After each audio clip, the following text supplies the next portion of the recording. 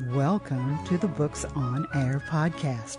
I'm Suzanne Harris, and my listeners get the story behind every book. I am about to introduce you to an absolutely delightful author. Her name is Junio Carols, and she's here to talk about her book, Bittersweet Neighborhood. Now, she's quite an interesting person in her own right. Not only is she a retired educational social worker whose hobbies include writing scripts for murder mysteries and hosting murder mystery parties as well. She's very interested in doing astrology charts. She loves everything to do with the supernatural. She's an avid reader, and she also enjoys horror movies. Junio, welcome to Books on Air. It's such a pleasure to have you. Thank you for joining me. Hi, Suzanne, and thank you for having me. You know, it's been my experience that authors write books for all kinds of reasons.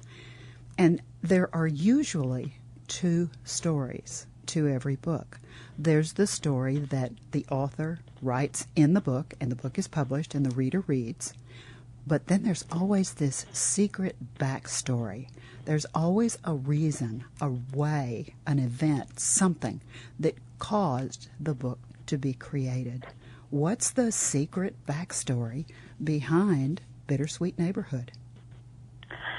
Well, it's there's two reasons, really. I don't know if you've heard of a series called Schitt's Creek. It's a Canadian series, and I watched every one and I thought, I could write that about the people that I live around, and just people who were characters in their own right. And it is based on the neighbours that I had where I was living, and they were characters.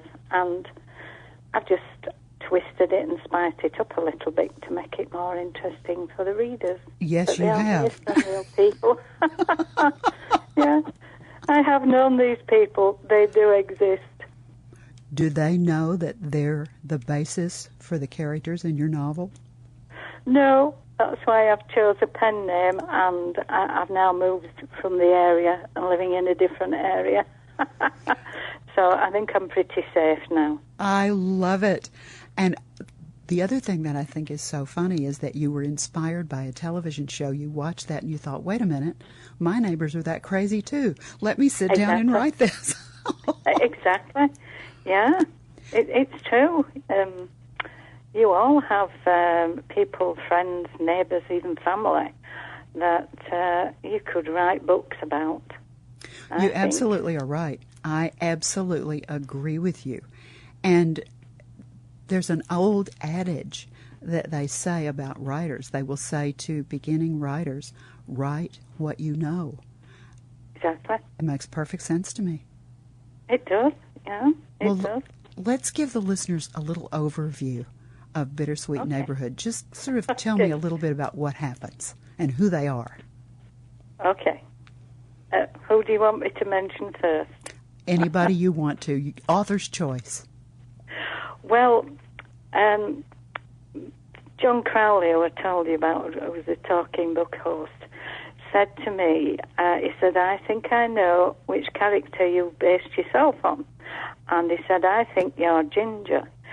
And when I come to think about it, I think I have based Ginger roughly on myself. So tell me about her.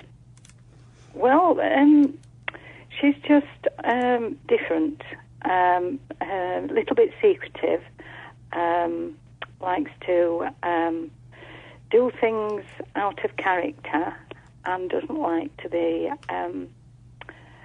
what's the word, pigeonholed. She's just different and an exciting person. And, I just like the idea of being something similar to Ginger. Who's married to the car freak. Yes. Now, that is not my husband, I can assure you. But it is based on an old boyfriend. So in a way, yes, but it's not the hubby I have now. Thank goodness. Thank goodness he was an old boyfriend and in the past. Yes, it was very, very, very car mad, we'll put it that way. Yes. He kisses his cars goodnight. That's it. That's like the song, the Shania Twain song. I thought I'd put that one in so people might remember the song. Well, and we also have the widow, Cindy. Oh, right, Cindy, yes. She was my next-door neighbour, and her hubby did die quite young of unusual circumstances. But I don't think she actually poisoned him. That's the bit that I made up. But we'll put it this way, she didn't cry buckets of tears. I think she was quite relieved to see the back of him. So, wow. She does exist. Wow. And she does have a big dog that's quite vicious. And she's got a crush on Luke, and so that adds to it, because Luke and Ginger are not very physical, because Luke is always interested in the cars, and he works hard, and he comes home, and he doesn't want to deal with anything. He just doesn't understand what she wants. Exactly. And so here's Cindy, who is always after him, isn't she? Oh, yes, she was a bit of a man magnet, yes. Definitely, yeah. And she she was very fussy. She lived in the Greek Isles. She's from the Greek Isles, is that right? Yes. She has a twin sister. They were twins. They were Greek, brought up in Greece and brought over here when they were very young. Yes, so that bit is true. She sounds very exotic. She is a bit, yes. That's it. Both sisters are. They are definitely characters in their own right. Well, then we have Dottie, who is sort of the heartbeat, or maybe I should say the eyes of the neighborhood. She is based on an elderly lady that she was the neighbourhood watch, to put it politely. Twitchy curtains and knew what everybody was doing, and if you know what I mean. You all have a neighbour like that, I'm sure. Oh, yes. So, yes, she does exist as well. Oh, yes. I tried to soften her up a little bit, make her a little bit nicer than she was. It reminds me of Midsummer Murders, where the neighbor was up in this. She had this sort of watchtower in her house, and she would go up and she had her binoculars, and she was spying on everybody. That's sort of who I saw in my head when I was reading about Dottie. I watch that Midsummer Murders all the time. I love it. Oh, me too. It's one of my favorites. Yeah, I love it. Yeah. So Marie. Now, Marie sounds like the neighbor who is exhibiting some symptoms maybe of dementia. She's becoming a little forgetful. There have been several events, and Dottie has sort of, she's trying to intervene with Marie's daughter. Dottie has a good heart. She can't help the way she is, but she's got a very kind heart, and she does worry about Marie. Because Marie's on her own, and her own daughter, and this is perfectly true, it's based on a neighbour I know. Her daughter, she hardly ever saw her. She wasn't really interested in coming to visit her. And many a time, you would see smoke coming out of the kitchen, and one of the neighbours would have to go in, and she'd have left the stove on, or she burnt that many kettles. So it is a real person, but I've just made her a little bit worse than she actually was. And you know, she was at home. Seeing something like that in the neighborhood, realizing that one of your neighbors is having issues like that, and trying to bring it to the attention of a child, and the kid doesn't want to hear it. I mean, no. I get it. They don't want to hear it. They don't want to have to deal with it. They don't want to think about it. And we've all thought of our parents. You know, they're always there. They've always been there all of our lives. And so we don't want to think about the time when they won't be there. No, that's true. Yeah, we tend to don't want to know about the bad things if they're poorly or We like to remember them as they are, don't we? It's human nature, isn't it? Yes. Yeah, Yes, I couldn't agree more. I mean, I think we all feel that way.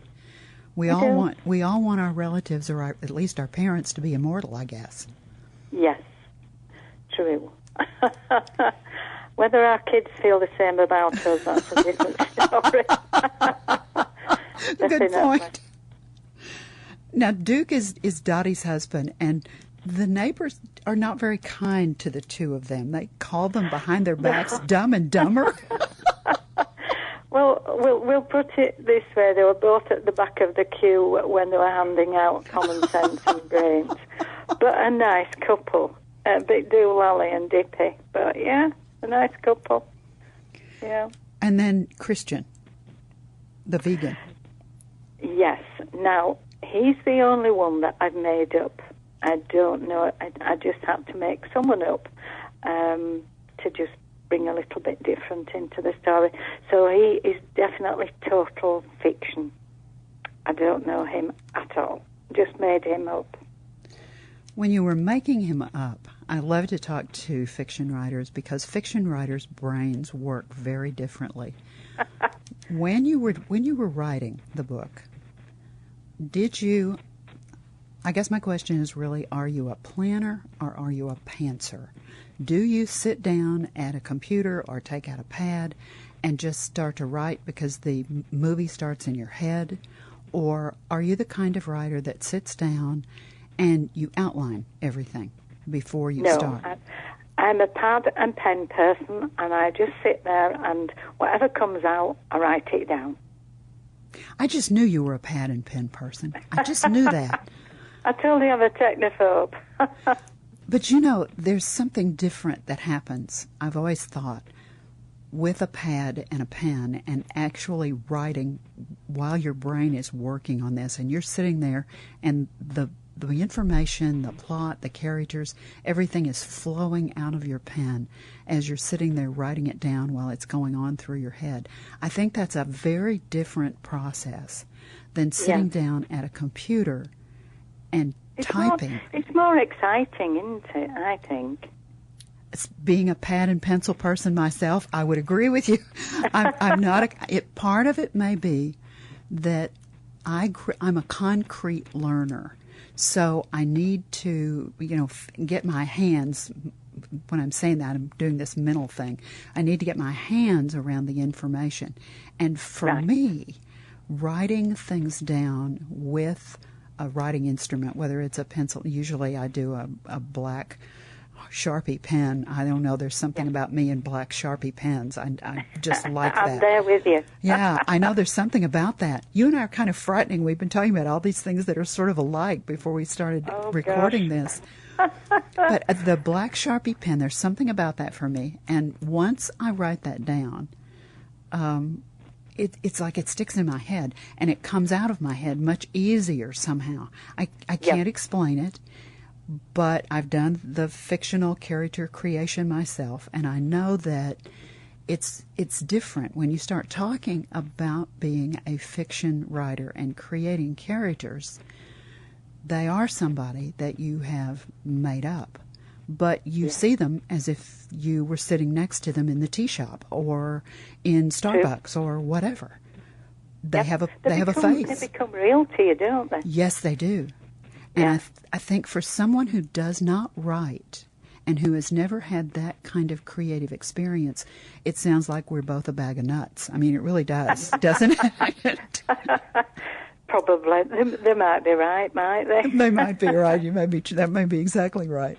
So how did Christian come into your head? Did he just come full blown and you saw him, or did he come in bits, or how did he come into your head? Well, through my job, I've had an awful lot of experience with judges, barristers, solicitors, and I must say I've never come across one that's been totally honest or nice. I'm sorry if any barristers or solicitors are listening, but to me, they're only in it for one thing, and that's the money. There might be some genuine ones, but I've struggled to find one.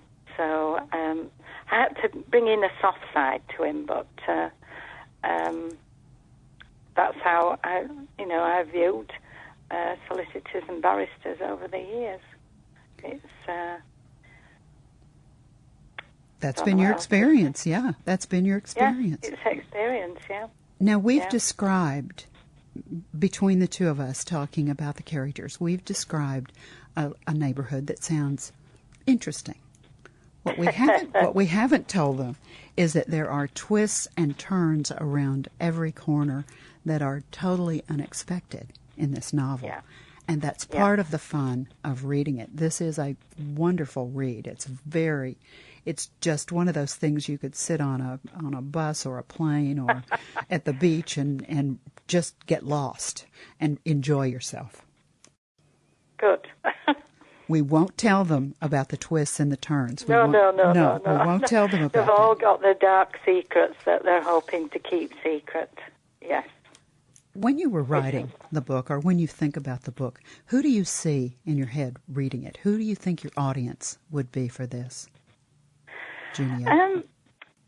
People want something light-hearted but interesting, and maybe parts where they can have a laugh, or parts where they just feel a bit sad, or maybe parts where they think, oh gosh, yes, that's happened to me, or just everyday life things.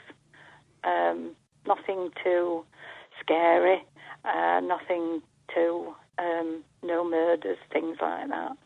It's just aimed at maybe people like myself. Doolally. I like that. Well, let's tell our listeners where they can find the book. Now, I usually talk about Amazon just because it can be, if you've never bought a book from Amazon, I think the first time you go there, it's a little intimidating. I remember the first time I went to Amazon, I thought, oh my, what is all this? Because there's so much stuff on their home page. So if somebody just puts in www.amazon.com and clicks on it, they will go straight to the big boy Amazon. Yes. But there's a bunch of pictures and stuff. What you're looking for is a long, sort of a light gray, empty, rectangular box. In that box, here's what you put. This is the title of Junio's book. Bittersweet, BITTERSWEET, excuse me, neighborhood. Now, you can tell that Junio is British, so the neighborhood is spelled NEIGHBOURHOOD.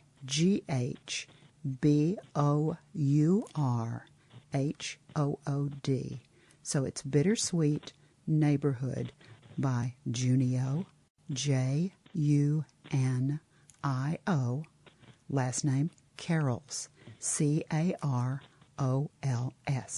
Put that in your search feature, click on it, and the book will come right up.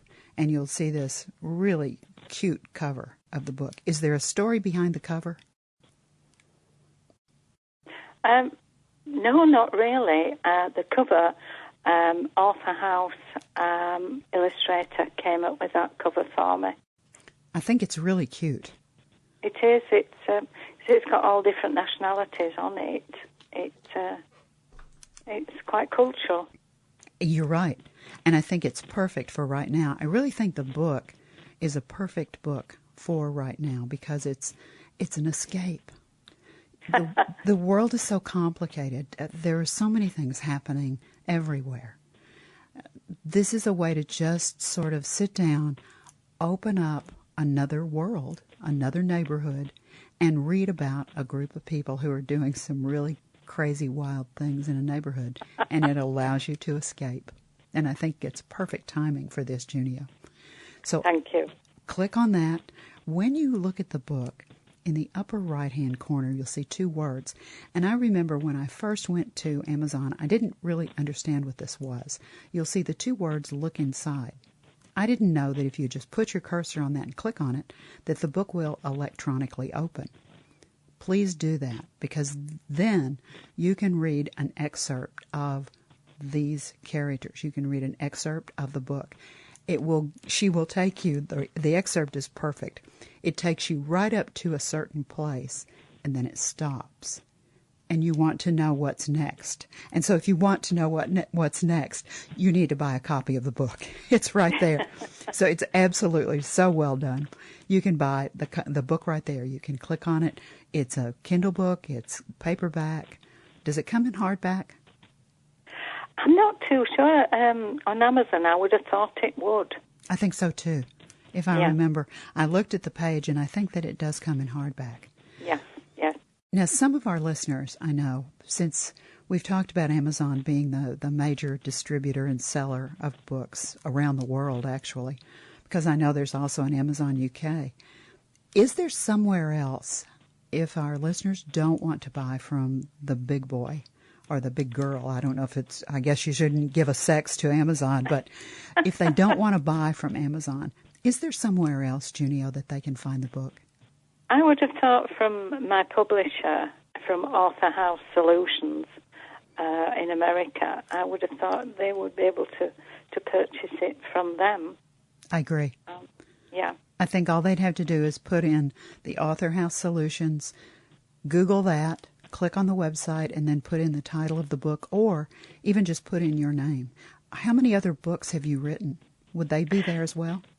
Yes, my first book was called Trailer Trash Havana, and that was based on, we were falling on hard times, and we went to live in a trailer, and that's based on all the neighbours that were living in the trailer. So they're based on real people. So that was my first book that they published, and Bittersweet Neighbourhood's the second one. Oh, I love it. I don't want to live next door to you. You're far too observant. I love it. All right, Junio, our time together has come to an end almost, and I really hate to let you go. You've just been so delightful. Thank you. When our listeners become readers, and they do pick up their own copy of Bittersweet Neighborhood, whether it's electronic or physical, and they sit down and they fall into this world that you've created in Lavender Mews, and they start to read, they won't be able to put the book down. It's so much fun to read. Good. They'll read it. So. They'll read it all the way through. When they come to the very, very, very last page, and they read that last page, and they close the back cover either electronically or physically for the last time, do you want them to just feel like they've been entertained by a fun, interesting story that had a lot of twists and turns and things they didn't expect? Or is there something else besides feeling like they've been entertained that you want them to take away? Well, I would like them to enjoy it and be entertained, but I would like them to... It's got a moral. We should all be grateful for what we have and the life that we live, and never, ever be envious of your next-door neighbour, because, as you know, their life might be as nice as you would imagine it to be. So just be grateful for what you've got in life and make the most of it. Wonderful advice. Thank you so much for being with me today. It's just been delightful and a pleasure to talk with you. Well, thank you very much for having me on, really, and I will let you know when my third book's published, I promise. Please do. I can't wait for the third one. Now, remember, you can find Bittersweet Neighborhood by Junio Carols on Amazon and on Author House website. You've been listening to the Books on Air podcast, brought to you on webtalkradio.net. You can also hear this podcast on Spotify, iHeartRadio, Stitcher, and Apple Podcasts. I'm Suzanne Harris, and I so hope you'll join me for our next Books on Air podcast, because remember, you never know who's going to be here, and you never know what we're going to talk about. Thank you so very much for listening.